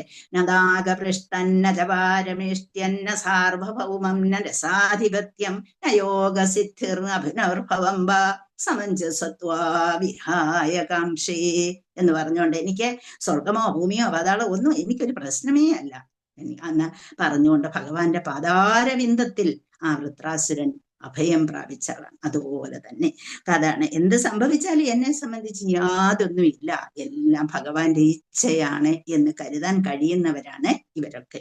അപ്പം ഈ ശാപത്തെ നാരായണ ഭഗവാനാണ് നൽകിയതെന്ന് വിചാരിച്ച് സ്വീകരിച്ചു. അപ്പൊ മാതൃഗർഭത്തിൽ വെച്ച് അശ്വത്ഥമാവിന്റെ ബ്രഹ്മശിരോസ്ത്രമേറ്റും ദഹിച്ചുപോയ ഗർഭശിസ്തുവായി തന്നെ രക്ഷിച്ചത് ഭഗവാൻ കൃഷ്ണനാണെന്നും അങ്ങനെ എനിക്ക് അതുപോലെ തന്നെ ഭഗവാൻ തന്നെയാണ് ഈ സർപ്പദർശനേറ്റ് താൻ മരണപ്പെടണം എന്നുള്ളത് ഭഗവതി ഇച്ഛയാണെന്നും അദ്ദേഹം മനസ്സിലാക്കുകയും അപ്പൊ യഥാർത്ഥത്തിൽ ഭഗവത് ഭക്തർ ഇതെല്ലാം ഓർത്തുകൊണ്ട് ഒന്നും തന്നെ തൻ്റെ പ്രവർത്തനമല്ല എന്നും എല്ലാം ചെയ്യുന്നത് ഭഗവാനാണെന്നും സംരക്ഷിക്കുന്നതും ഭഗവാനാണ്, വേണമെങ്കിൽ തിരിച്ചെടുക്കുന്നതും ഭഗവാനാണ് എന്നുള്ളത് ഓർത്തുകൊണ്ടും കഴിയുന്നവരാണ് ഭക്തരെന്ന് പറയുന്നത്. അപ്പം ആ ഒരു നമ്മളെപ്പോഴും മമോത്തമ ശ്ലോക ജനേഷ സഖ്യം സംസാരചക്രേ ഭ്രമതസ്വകർമ്മഭിഹി, എന്റെ കർമ്മത്താൽ ഈ സംസാരചക്രത്തിൽ കിടന്ന് ഇങ്ങനെ ഞാൻ വലയുകയാണ്. ചിലപ്പോൾ എനിക്ക് നല്ലത് കിട്ടും, ചിലപ്പോൾ എനിക്ക് മോശമായത് കിട്ടും. അപ്പം മമോത്തമ ശ്ലോക ജനേഷ സഖ്യം സംസാരചക്രേ ഭ്രമതസ്വകർമ്മഭിഹി തന്മായ ആത്മജദ്വാരഗേഹേഷു ആസക്ത ചിത്തസ്യ നനാഥ ഭൂയാത് എന്നാണ് വൃത്രാസുരൻ പറയുന്നത് അല്ലെ? അപ്പൊ എനിക്ക് എൻ്റെ ഭാര്യ, എൻ്റെ മക്കളെ, എൻ്റെ ആൾക്കാരെ, ആ രീതി, എൻ്റെ വീട്, എൻ്റെ കുടുംബം, എൻ്റെ ബാങ്ക് ബാലൻസ്, എൻ്റെ കാറ്, ഇതെല്ലാം ചിന്തിച്ചുകൊണ്ട് ഒരിക്കലും ഞാൻ അതിലേക്കൊന്നും എൻ്റെ മനസ്സിനെ പോകാതെ എന്നെ സംരക്ഷിക്കാൻ ഭഗവാനുണ്ട് എന്നുള്ള ചിന്താഗതിയാണ് ഭഗവത് ഭക്തന്മാർക്ക് ഉള്ളത് എന്നുള്ളതാണ്. അപ്പൊ ഏറ്റവും വലിയൊരു ഭക്തനായിട്ടും അദ്ദേഹത്തിന് വധിക്കപ്പെടുന്നു. എന്തുകൊണ്ട് വധിക്കപ്പെട്ടു എന്ന് അവിടെ ചോദ്യമേ ഇല്ല. ആ ചോദ്യത്തിനൊന്നും അവിടെ പ്രസക്തിയില്ല. എല്ലാം ഭഗവാന്റെ ഇച്ഛയ്ക്കനുസരിച്ച്. ഭഗവാൻ എന്നെ വിളിക്കാൻ സമയമായി, അതുകൊണ്ട് ഭഗവാൻ എന്നെ വിളിച്ചു. അപ്പൊ എന്റെ കർമ്മം അല്പം അവിടെ തീരാൻ, കുറച്ച് കർമ്മങ്ങൾ അവിടെ അല്പമല്ല, എന്റെ കുറച്ച് കർമ്മങ്ങൾ അവിടെ തീരാൻ കിടന്നു. അതിനെ ഇത്രയും ഇവിടെ ഒരു ശാപത്തോടെ, അല്ലെങ്കിൽ മറ്റിടത്ത് എന്താണ്, ഇന്ദ്രന്റെ വജ്രായുധത്തോടെ വൃത്രാസുരനെ അല്ലെ? അപ്പൊ അങ്ങനെ അങ്ങ് വിളിക്കാനുള്ള മാർഗം എനിക്ക് ഒന്നിച്ചു തന്നു, എന്നെ എളുപ്പം കൊണ്ടുപോകാനാണ് ഭഗവാൻ ഇങ്ങനെ ചെയ്തത് എന്നുള്ളത് നമുക്കറിയാം. പല ഭക്തന്മാർക്ക് ഇപ്പം തന്നെ ഒരു ഭക്തന്റെ സ്ഥിതി നമ്മൾ കണ്ടതാണ് അല്ലെ. അപ്പൊ ഓരോ ഭക്തന്മാർക്ക് എന്തെങ്കിലുമൊക്കെ ആപത്തുകൾ വന്നാൽ ഒരിക്കലും അത് എനിക്കിങ്ങനെ വന്നല്ലോ എന്നല്ല ചിന്തിക്കുന്നത്, എന്നെ ഇപ്പൊ കൊണ്ടുപോകാൻ ഭഗവാൻ എടുത്തൊരു മെഷർമെന്റ് ആയിട്ട് അതിനെ കണക്കാക്കുന്നു. യഥാർത്ഥ ശുദ്ധഭക്തന്റെ കാര്യമാണ് ഞാൻ പറയുന്നത്. അല്ല നമ്മളെ പോലെയുള്ള ഇങ്ങനെയുള്ള ഈ സംസാര ചക്രത്തിൽ കിടന്ന് ഇങ്ങനെ കറങ്ങാൻ നമ്മളൊക്കെ എങ്ങനെയാണ്? ആത്മജ ധാര ഗേഹേഷു ആസക്ത ചിത്തസ്യ. നമ്മളെല്ലാവരും അങ്ങനെയാണ് അല്ലെ. നമ്മളെല്ലാവരും നമ്മുടെ വീട്, നമ്മുടെ നമ്മുടെ മക്കളെ, നമ്മുടെ സ്വത്ത്, അല്ല വന്നേ ഭർത്താവ് അല്ലെങ്കിൽ ഭാര്യ, ഇങ്ങനെയുള്ള ചിന്താഗതി അല്ലെ. നമ്മുടെ ഒരു വീടിന് കുറച്ചുകൂടി നന്നാക്കണം ആ ചിന്താഗതിയോട് നമ്മൾ ആസക്ത ചിത്തസ്യരായിട്ട് നമ്മൾ നടക്കുന്നവരാണ്. അങ്ങനെ ആകരുതേ എന്ന് പ്രാർത്ഥിക്കുന്നവരാണ് ശുദ്ധ ഭക്തരെന്ന് പറയുന്നവര്. അപ്പൊ ഇതെല്ലാം ആകയാൽ പരിശുദ്ധ മഹാരാജാവ് അത്തരം കാര്യങ്ങളെ കുറിച്ച് ഒരിക്കലും വ്യാകുലപ്പെട്ടില്ല. പരിശുദ്ധ ഭക്തന്റെ ലക്ഷണമാണ് ഇത് എന്നുള്ളതാണ് ഇവിടെ ശ്രീല പ്രഭുപാദര് നമുക്ക് പറഞ്ഞു തന്നിരിക്കുന്നത്. ഹരേ കൃഷ്ണ. നമുക്ക് ശ്ലോകം 3 പോകാം. ഉത്സൃജ്യ സർവതസംഗം വിജ്ഞാതാജിത സംസ്ഥിതി വയ്യാസകീർജഹൗ ശിക്ഷ്യ ഗംഗായാം സ്വം കളേബരം. ഉത്സൃജ്യ സർവതസംഗം, ഉത്സൃജ്യ ഉപേക്ഷിച്ചതിന് ശേഷം, സർവത വെച്ചാൽ എന്നെ സംബന്ധിച്ചുള്ളതെല്ലാം, ചുറ്റിലുമുള്ള സർവ്വതും, സംഗം സംസർഗം അതുമായിട്ടുള്ള എല്ലാ ബന്ധങ്ങളും, വിജ്ഞാത അറിഞ്ഞിട്ട്, അജിത ഒരിക്കലും പരാജയപ്പെടുത്താൻ കഴിയാത്തവൻ എന്ന് പറഞ്ഞാൽ അജിതനായ പരഭഗവാൻ കൃഷ്ണൻ, സംസ്തുതി യഥാർത്ഥ നില, വയ്യാസകി എന്ന് പറയുന്ന ആരാണ്? വ്യാസന്റെ പുത്രൻ. ആരാണ് വയ്യാസകി? ശുകദേവ ഗോസ്വാമി. ജഹൗ ഉപേക്ഷിച്ചു, ശിഷ്യനെ പോലെ, ഗംഗായാം ഗംഗാ നദീ തീരത്ത്, അദ്ദേഹത്തിന്റെ സ്വന്തമായിട്ടുള്ളത്, കളയവരം ഭൗതിക ശരീരം. അദ്ദേഹത്തിന്റെ സ്വന്തമായിട്ട് കയ്യിലിരിക്കുന്നത് ആ ഒരു ശരീരമാണ്. ബാക്കിയെല്ലാം ഭഗവാന്റെ. എന്ന് വെച്ചാൽ എന്താണ്? അതും ഭഗവാന്റേത് തന്നെയാണ്. ഏത് സമയത്തും അതും കൊടുക്കാൻ തയ്യാറാണ്. താൻ ചെയ്തതെല്ലാം ഭഗവാന് വേണ്ടി ചെയ്തു, ഇനിയും അതും കൊടുക്കാൻ തയ്യാറായി നിൽക്കുകയാണ് അവിടെ കാണുന്നത്. അപ്പൊ ഉത്സൃജ്യ സർവത സംഘം വിജ്ഞാതാജിത സംസ്ഥിതി വയാസകർജഹൗ ശിഷ്യ ഗംഗായാം സ്വം കളയവരം. സ്വം എന്ന് വെച്ചാൽ അദ്ദേഹത്തിന്റെ സ്വന്തം, കളയവരം ഭൗതിക ശരീരം. വായിച്ചോളൂ ശ്ലോകം. ഹരേ കൃഷ്ണ. ഉത്സൃജ്യ സർവതാ സംഘം വിജ്ഞാത ചിത്ത സംസ്ഥിതിഃ വയ്യാസകീർജഹൗ ശിഷ്യ ഗംഗായാം സ്വം കളേബരം. ഹരേ കൃഷ്ണ. ഹരേ കൃഷ്ണ. വിവർത്തനം, ട്രാൻസ്ലേഷൻ ശ്രീ ഭക്തിവേദാന്ത സ്വാമി ശ്രീല പ്രഭുപാദി കി ജയ്. വിവർത്തനം. മാത്രവുമല്ല, അദ്ദേഹം തന്റെ അനുയായികളെ എല്ലാം യാത്രയാക്കിയ ശേഷം വ്യാസദേവപുത്രനായ ശുകദേവ ഗോസ്വാമിക്ക് സ്വയം ശിഷ്യനായി ആത്മസമർപ്പണം ചെയ്യുകയും അപ്രകാരം പരമദിവ്യോത്തമ പുരുഷന്റെ യഥാർത്ഥ നില എന്തെന്ന് മനസ്സിലാക്കുവാൻ അദ്ദേഹത്തിന് കഴിയുകയും ചെയ്തു. അപ്പൊ നമ്മളിവിടെ കാണുന്നത് എന്താണെന്ന് വെച്ചാല്, ഇവിടെ ഇത് ശൃംഗിയുടെ ശാപത്തെ കുറിച്ച് നമുക്കറിയാം. അതിന്റെ അച്ഛൻ ആളിനെ പറഞ്ഞു വിടുന്നുണ്ട്, ഇങ്ങനെ ശാപം ഏറ്റു. രാജാവ് ഇതൊന്നും അറിയുന്നത് പോലുമില്ല. അപ്പൊ വീട്ടിൽ ചെന്ന് പറയാൻ അദ്ദേഹത്തിന്റെ കൊട്ടാരത്തിൽ അറിയിക്കുന്നുണ്ട്. കൊട്ടാരത്തിൽ അദ്ദേഹം അറിഞ്ഞു കഴിഞ്ഞപ്പോൾ തന്നെ അദ്ദേഹം പോകാനുള്ള യാത്രയ്ക്കുള്ള ഒരുക്കങ്ങളെല്ലാം അദ്ദേഹം ഒരുക്കുകയാണ് ചെയ്തത്. അദ്ദേഹം വളരെ തപസ്വിയാണ്, അദ്ദേഹവും രാജർഷിയാണ്. അദ്ദേഹത്തിന് വേണമെങ്കിൽ തിരിച്ച് ശപിച്ചിട്ട് അതിൽ നിന്ന് രക്ഷ നേടുകയും ചെയ്യാം. പക്ഷെ അതിന് അദ്ദേഹം തയ്യാറാകുന്നില്ല എന്ന് നമ്മൾ കണ്ടു. അപ്പൊ ഇവിടെ ഈ ശാപമെല്ലാം ഏറ്റു, അതനുസരിച്ച് ശാപം ഏറ്റുകൊണ്ട് അതിനെ ഏറ്റുവാങ്ങിക്കൊണ്ട് അദ്ദേഹം പോകാനുള്ള കാര്യങ്ങൾ ഒരുക്കുകയാണ്. ഇത് ഭഗവാന്റെ ഇച്ഛയാണ്, എനിക്ക് തിരിച്ചു പോകേണ്ടതായി വന്നു, ഉടനെ തന്നെ പോകണം. അതിനുള്ള ഒരുക്കങ്ങളെല്ലാം ചെയ്തു. തന്റെ മകനെ ജനമേജയനെ രാജ്യത്തിന്റെ അവകാശം ഏൽപ്പിച്ചു. തന്റെ ഭാര്യമാരെ എല്ലാം മകനെ ഏൽപ്പിച്ചു. തന്റെ രാജ്യത്തെ മകന്റെ കൈകളിൽ ഏൽപ്പിച്ചു. ജീവജാലങ്ങളെല്ലാം അദ്ദേഹം ഓരോന്നായി അദ്ദേഹം അന്ന് അറിഞ്ഞുടനെ തന്നെ ഒരുക്കങ്ങളെല്ലാം അങ്ങ് നടത്തുകയാണ് പോകാനുള്ളത്. തന്റെ രാജ്യത്തെയും പ്രജകളെയും തന്റെ ജീവജാലങ്ങളെയും തന്റെ കൊട്ടാരത്തെയും അതിമനോഹരികളായ ഭാര്യമാരെയും മക്കളെയും എല്ലാം ജനമേജയനെ ഏൽപ്പിച്ചിട്ട് അദ്ദേഹം പോകാനുള്ള ഒരുക്കങ്ങളെല്ലാം ചെയ്തു. അപ്പം അങ്ങനെ അവിടെ പോയി കഴിഞ്ഞപ്പോൾ അദ്ദേഹം എന്ത് ചെയ്തു? ഗംഗായാം സ്വം കളേബരം, ഗംഗാതീരത്ത് അദ്ദേഹം എത്തിച്ചേരുകയും അദ്ദേഹം സർവസംഘ പരിത്യാഗിയായി. പിന്നെ മനസ്സിൽ ഒന്നുമില്ല, പരമദിവ്യോത്തമ കൃഷ്ണനായ കൃഷ്ണനെ കുറിച്ച് ഇനിയും കേൾക്കാനുള്ള ഒരു അവസരം എന്താണ് എനിക്ക് ഈ 7 ദിവസം കൊണ്ട് എനിക്ക് ഭഗവാന്റെ കർമ്മങ്ങളെ കുറിച്ചും ഭഗവാനെ കുറിച്ചും മനസ്സിലാക്കുക, എന്താണ് ഞാൻ ഗ്രഹിച്ചിരിക്കേണ്ടത് എന്നതിനെ കുറിച്ച് അറിവുള്ളവരോട് ചോദിച്ചു മനസ്സിലാക്കുക. അപ്പോഴേക്ക് ഈ പ്രപഞ്ചത്തിലുള്ള പ്രധാനപ്പെട്ട മഹർഷിമാരും മുനിമാരും ശുദ്ധഭക്തരും എന്താ വെച്ചാൽ ഇവരൊക്കെ തമ്മിൽ വളരെ വ്യത്യാസമുണ്ട്. നമ്മൾ ഇവരെയൊക്കെ ഏകദേശം ഒരുപോലെ കാണും, പക്ഷെ അതിലൊക്കെ തമ്മിൽ വളരെ വ്യത്യാസമുണ്ട്. ശുദ്ധഭക്തര് എല്ലാവരും അവിടെ എത്തിച്ചേർന്നിട്ടുണ്ട്. അപ്പൊ അവിടേക്ക് ഗംഗാതീരത്തേക്ക് അദ്ദേഹം എത്തിച്ചേരുകയാണ്. അപ്പൊ അങ്ങനെ അനുയായികളെല്ലാം കൂടെയുള്ള ഭൗതികമായിട്ട് രാജ്യത്തിൻ്റെതായിട്ടുള്ള എല്ലാവരെയും രാജ്യത്തെയും സർവ്വതും വിട്ടു കഴിഞ്ഞിട്ട് അദ്ദേഹം ഗംഗാതീരത്തെ ഗംഗായ അങ്ങനെ ഗംഗാതീരത്തേക്ക് അദ്ദേഹം എത്തിച്ചേർന്നു. അവിടെ വെച്ചുകൊണ്ട് അദ്ദേഹത്തിന്റെ ഭൗതിക ശരീരം കളയണം എന്ന് അദ്ദേഹം തീരുമാനിക്കുകയും അപ്പം അവിടെ പലരും കൂടിയതിൽ ആരാണ് ഏറ്റവും ഉത്തമനായ ആൾക്കാർ ഇത് പറഞ്ഞു കൊടുക്കാൻ തന്റെ മഹാഭാഗവതം എഴുതിയ വ്യാസദേവൻ അവിടെ ഇരിപ്പുണ്ട്, അതുപോലെ എല്ലാവരും ഇരിപ്പുണ്ട്.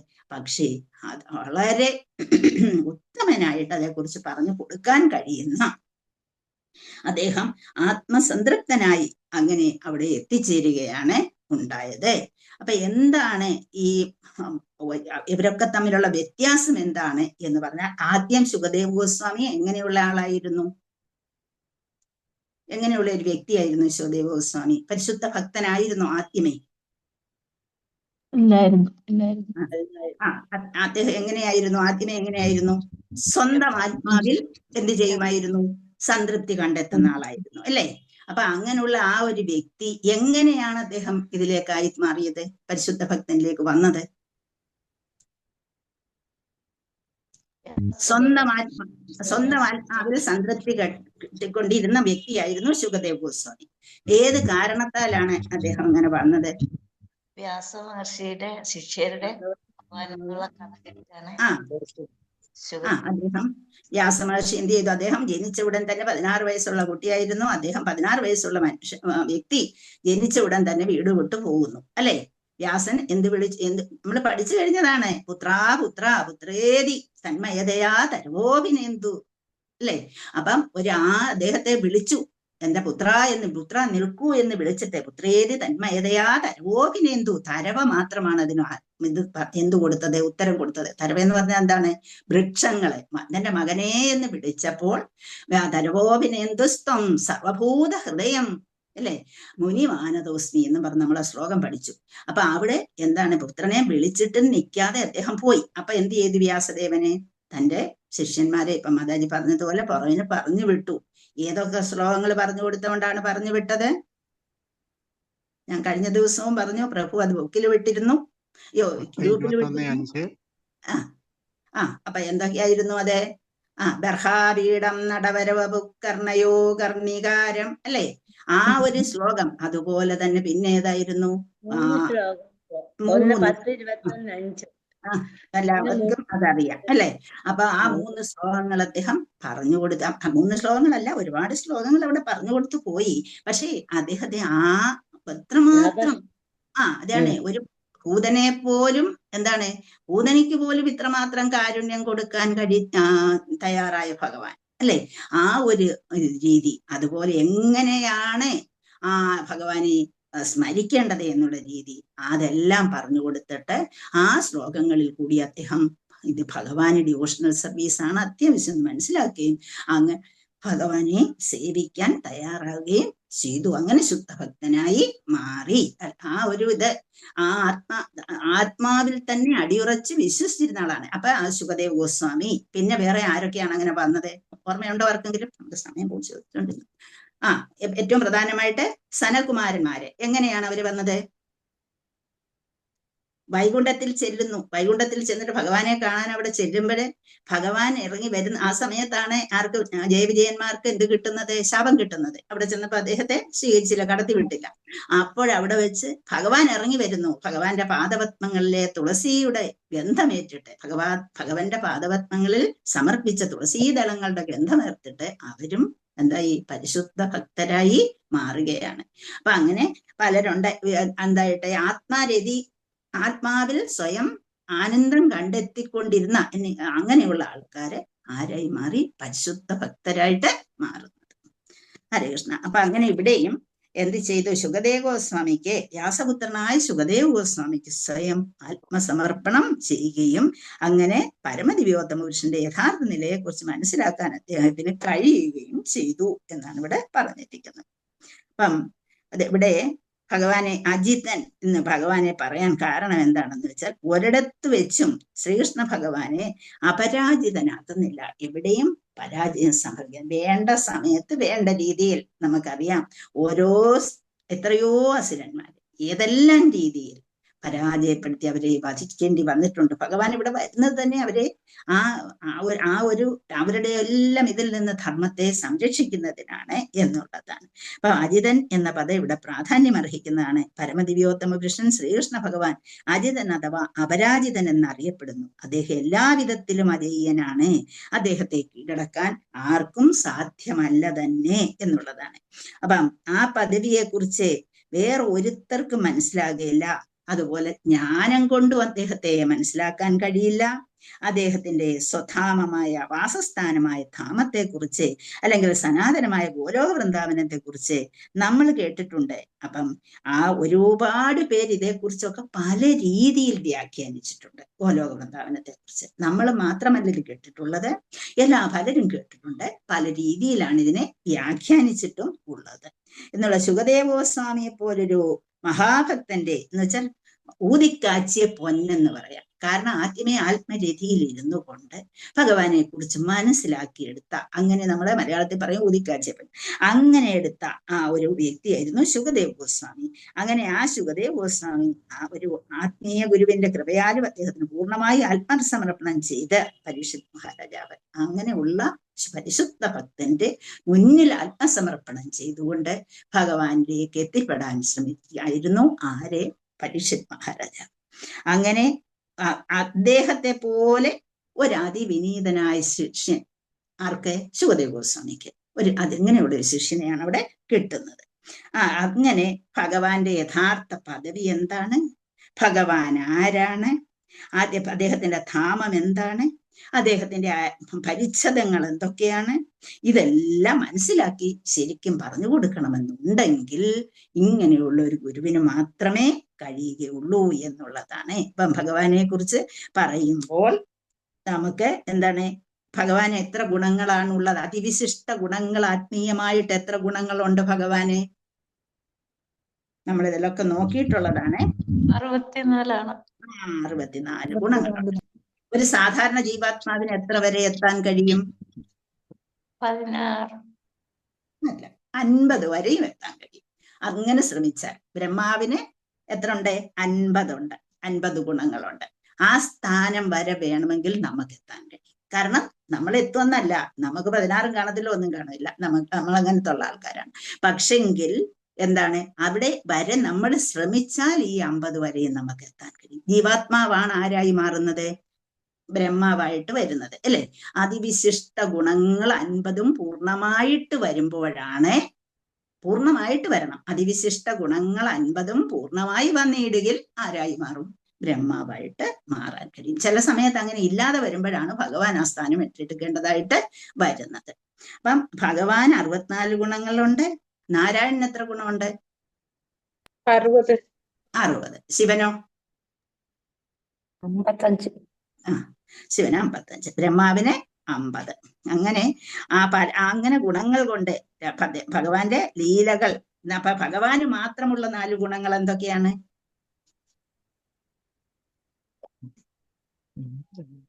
ലീലാമാധുരി, വേണുമാധുരി, രൂപമാധുരി, പ്രേമമാധുരി. ഇത് 4ഉം ഭഗവാന് മാത്രമേ ഉള്ളൂ. ലീലാമാധുരി എന്ന് പറയുമ്പോൾ എന്താണ്? എപ്പോഴും ലീലകൾ കാണിച്ചുകൊണ്ട് മറ്റുള്ളവരെ സംഭ്രമിപ്പിക്കുക. അദ്ദേഹത്തിന്റെ ലീലകളിൽ കൂടി നമ്മുടെ മനസ്സിനെ, അപ്പൊ നമ്മളെ ഭഗവത് ലീലകളെ 10ാം സ്കന്ധം എടുത്ത് ലീലകൾ വായിക്കുന്ന അവസരത്തിൽ എല്ലാവരും മിക്കവാറും കേൾക്കാൻ അത് ഇഷ്ടപ്പെടും അല്ലെ? ഭഗവത് ലീലകൾ, ലീലാമാധുരി. പിന്നെ എപ്പോഴും വേണുവും കയ്യിൽ വെച്ചുകൊണ്ടായിരിക്കും, നല്ല sweet sound of the flute അല്ലെ? അത് അങ്ങനെയുള്ള അത് പിന്നെ എന്താണ് ഭഗവാന്റെ രൂപമോ?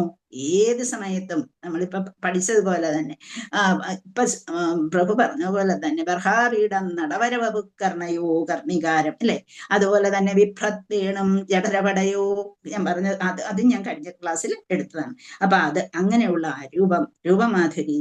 പിന്നെ എന്താണ് പ്രേമമാധുരി, എങ്ങനെയാണ് ഡിവോട്ടീസിനാൽ എപ്പോഴും ചുറ്റപ്പെട്ടുകൊണ്ട് നടക്കുന്ന പ്രകൃതം. ഇതൊക്കെ ഭഗവാന് മാത്രമാണ്. വിഷ്ണു രൂപത്തിൽ വരുമ്പോൾ ഈ രൂപങ്ങളൊന്നും പ്രദർശിപ്പിക്കുന്നില്ല. കൃഷ്ണരൂപത്തിൽ വരുമ്പോഴത്തേക്ക് ഇത് നാലും ഉണ്ടാകുന്നു. എപ്പോഴും മന്ദാരകുന്ത എന്താണ് ആ ഒരു പൂക്കളെ, മന്ദാരകുന്ത പൂക്കളാലൊക്കെ അലങ്കരിക്കപ്പെട്ട ഒരു മാലയുമിട്ട് ചുറ്റി പാടി കളിച്ച് വേണുവും പിടിച്ച് കൂട്ടുകാരോടൊപ്പം ചുറ്റി നടക്കുന്ന ആ കൃഷ്ണനെ നമ്മള് കാണുന്നു.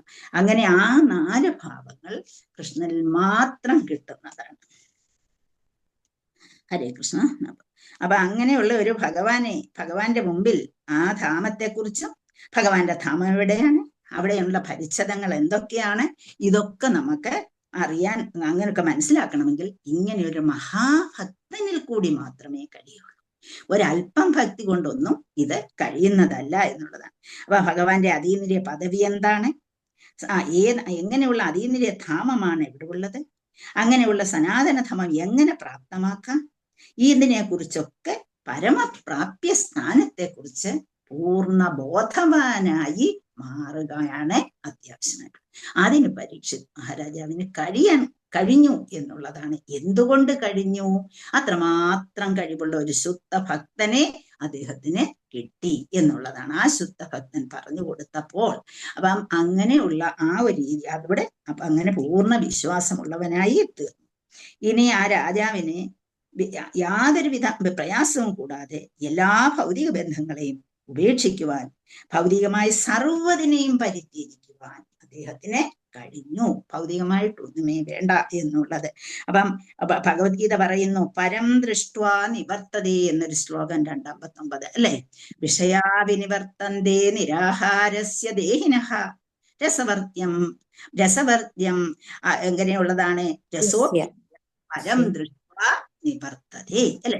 അപ്പൊ ആ ഒരു അപ്പൊ എങ്ങനെയൊക്കെ ആയാലും ശരി ആ ഒരു രീതിയിലേക്ക് കൊണ്ടുപോകാൻ നമുക്ക് കഴിയണം. വിഷയാവിനിവർത്തന്തേ നിരാഹാരസ്യ ദേഹിനഃ രസവർദ്യം രസോപ്യസ്യ പരം ദൃഷ്ട്വാ നിവർത്തതേ. പരത്തിലേക്ക്, പരമായിട്ടുള്ളതിലേക്ക്, ഏറ്റവും ഉന്നതമായിട്ടുള്ളതിലേക്ക് നമുക്ക് എത്തണം. അപ്പം അതിനെന്ത് വേണം? വിഷയസുഖങ്ങളോടുള്ള താല്പര്യം നമ്മളെ ഉപേക്ഷിക്കാൻ തയ്യാറാകണം. അത് നിലനിൽക്കുന്നുണ്ടെങ്കിൽ പോലും, ചിലപ്പോൾ അത് നിലനിൽക്കുന്നുണ്ടായിരിക്കാം, എങ്കിൽ പോലും ശരീരസ്ഥനായിരിക്കുന്ന ഈ ആത്മാവ് ഇന്ദ്രിയ സംയമനം പാലിക്കണം. അപ്പൊ നമുക്ക് ഭൗതികമായ വസ്തുക്കളോട് ചിലപ്പോൾ അല്പമൊക്കെ ഭ്രമം നമ്മളിൽ ഉണ്ടെങ്കിൽ പോലും എന്ത് ചെയ്യണം? നമ്മൾ അതിനെക്കുറിച്ച് ചിന്തിക്കാതെ ഇന്ദ്രിയ സംയമനം പാലിക്കേണ്ടതുണ്ട്. അപ്പൊ അങ്ങനെയുള്ള പ്രക്രിയകൾ ഉപയോഗിച്ചിട്ട് വേണം ഉന്നതമായ രുചിയിലേക്ക് നമ്മളെ എത്തിച്ചേരാൻ. ഇതിനൊക്കെ അപ്പുറത്തൊരു രുചിയുണ്ട്, ഉന്നതമായ രുചിയാണത് എന്ന് നമ്മൾ മനസ്സിലാക്കണമെങ്കിൽ യമുനാചാര്യര് പറഞ്ഞിട്ടുണ്ട്, യഥവതി മമ ചേത കൃഷ്ണ പദാരവിന്ദേ നവനവരസതാമന്യുത്യുതം ജന്തുമാസീത് തദവധി ബധ നാരീസംഗമേ സ്മര്യമാണേ ഭവതി മുഖവികാര സുഷ്ടു നിഷ്ഠീവനം ച. യമുനാചാര്യർ വലിയ മഹാതപസ്യായിരുന്നു. അദ്ദേഹം പറഞ്ഞിരിക്കുന്നത്, ഭഗവാന്റെ കൃഷ്ണന്റെ പാദാരവിന്ദങ്ങളിൽ എൻ്റെ മനസ്സിനെ ഞാൻ സമർപ്പിച്ചതിന് ശേഷം അങ്ങനെ നിത്യനൂതനമായ അതിതീവ്രമായ സ്ഥിതി എന്നിൽ അനുഭവപ്പെട്ടു. ആ സമയത്ത് ഭൗതികമായ യാതൊരു ചിന്തകളും എൻ്റെ മനസ്സിൽ ഉണ്ടായില്ല. അതുപോലെ തന്നെ ഒരു സ്ത്രീയെ കുറിച്ച് എന്ന് വെച്ചാൽ ജീവിതത്തിൽ സ്ത്രീ പുരുഷ തമ്മിലുള്ള അട്രാക്ഷൻ ആണല്ലോ ഏറ്റവും വലുതായിട്ടുള്ളത്. അപ്പൊ അങ്ങനെ ആ ഒരു സ്ത്രീയുമായിട്ടുള്ള ചിന്ത പോലും ഞാൻ വെറുത്തുപോയി എന്നുള്ളതാണ്. ആ ചിന്തയെ പോലും ഞാൻ പുച്ഛിച്ചു പോകുന്നു. ആ ഒരു രീതിയിലേക്ക് ഞാൻ അവരുടെ ഇങ്ങനെയുള്ള ആൾക്കാരുടെ മനസ്സ് എത്തിച്ചേരുന്നു എന്നുള്ളതാണ് യമുനാചാര്യര് പറഞ്ഞിരിക്കുന്നത്. അപ്പം യഥവതി കൃഷ്ണ പാദാരവിന്ദേ, ആ രീതിയിലേക്ക് എന്തെല്ലാം ഭഗവാന്റെ പാദാരവിന്ദങ്ങളെ കുറിച്ച് ഓർത്തിരിക്കുന്നവർക്ക് ചെയ്യുന്ന കർമ്മങ്ങൾ അവർ ചെയ്തെന്നിരിക്കും. ഒരു സ്ത്രീയോ മക്കളോ ഒക്കെ ഉണ്ടായെന്നിരിക്കും. അവരെ എല്ലാം വേണ്ട വിധത്തിൽ നോക്കിയെന്നും ഇരിക്കും. എല്ലാത്തിനും പ്രാധാന്യം കൊടുത്തെന്നിരിക്കും. പക്ഷെ അതൊക്കെയും ആരിലേക്ക് എത്തിക്കുന്നതിനാണ്? ഭഗവാനിലേക്ക് എത്തിക്കുന്നതിനാണ്. അപ്പൊ അവർക്ക് വേണ്ടി പ്രവർത്തിക്കുമ്പോഴും അവരെ കുറിച്ചുള്ള ചിന്ത എൻ്റെ മനസ്സിനെ അലട്ടുകയേ ഇല്ല എന്നുള്ളതാണ് ഇങ്ങനെയുള്ള ഭക്തന്മാരുടെ സ്വഭാവം. വേണ്ട രീതിയിൽ കുടുംബം നോക്കുകയും വേണ്ട രീതിയിൽ പ്രവർത്തിക്കുകയും ചെയ്യും. അപ്പോഴും അതിലൊന്നും ബാധകമാകാതെ മനസ്സിനെ കൃഷ്ണ പാദാരവിന്ദേ, ആ പാദാരവിന്ദത്തിൽ ഉറപ്പിച്ചുകൊണ്ട് നിലനിൽക്കുകയും ചെയ്യുമെന്നുള്ളതാണ് അവിടെ പറഞ്ഞിരിക്കുന്നത്. അപ്പൊ അങ്ങനെ സർവ്വതിനെയും പരിത്യജിച്ചിട്ട് പരം ദൃഷ്ട്വാ നിവർത്തതേ, ഈ വിഷയങ്ങൾ അവിടെ കിടന്നോട്ടെ, പരം ദൃഷ്ട്വാ നിവർത്തതേ എന്ന പരം എന്ന് പറയുന്നത് പരമശ്രേഷ്ഠമായതിനെ ദർശിക്കുവാൻ ഒരുവിന് കഴിവുണ്ടാകുമ്പോൾ എല്ലാവിധ ഭൗതിക ബന്ധനങ്ങളെയും അവൻ ഉപേക്ഷിക്കാൻ, പരിത്യജിക്കാൻ കഴിയുന്നു. ആ പരമമായതിലേക്ക് മനസ്സിനെ ഉറപ്പിച്ചു കഴിയുമ്പോൾ സകല ബന്ധങ്ങളെയും പരിത്യജിക്കാൻ കഴിയും. അപ്പൊ ഭഗവത്ഗീതയിൽ നിന്നും ഭഗവത് ശക്തിയുടെ ശ്രേഷ്ഠത, അതായത് ഭഗവത് ശക്തി ഭൗതികമായ ശക്തിയെ ഉത്കൃഷ്ടമാണെന്ന് നമുക്ക് മനസ്സിലാക്കാൻ കഴിയുന്നു. കൂടാതെ ശുകദേവ ഗോസ്വാമിയെ പോലെ ആത്മീയ ഗുരുവിന്റെ കൃപയാൽ ഭഗവാന്റെ പരമശക്തിയെ സംബന്ധിച്ച് സർവ്വതിനെയും അതിനെ ആവിഷ്കരിക്കുന്ന സ്പഷ്ടമാകുന്ന സനാതന നാമരൂപ ഗുണങ്ങളെയും ലീലകളെയും പരിച്ഛേദങ്ങളെയും കുറിച്ച് എല്ലാം മനസ്സിലാക്കാൻ തികച്ചും സാധ്യമായി തീരുന്നു എന്നുള്ളതാണ് ഇവിടെ പറഞ്ഞു നിർത്തുന്നത്. നമുക്ക് സമയമായതുകൊണ്ട് നമുക്കിവിടെ നിർത്താൻ. ഒരുപാട് കാര്യങ്ങൾ ഇനിയും പറയാൻ ഈ ശ്ലോകത്തെ കുറിച്ച് ശ്രീല പ്രഭുപാദര് പറഞ്ഞിട്ടുണ്ട്. അതെ, യഥാവാൻ അന്തേ നാരായണ സ്മൃതി അവിടെ വരെ പറഞ്ഞാണ് ഇവിടെ നിർത്തേണ്ടത്. പോട്ടെ, നമുക്ക് സമയം പോയതുകൊണ്ട് നമുക്കിവിടെ നിർത്താം. ഹരേ കൃഷ്ണ. എന്തെങ്കിലും പറയാനുണ്ടോ ആർക്കെങ്കിലും?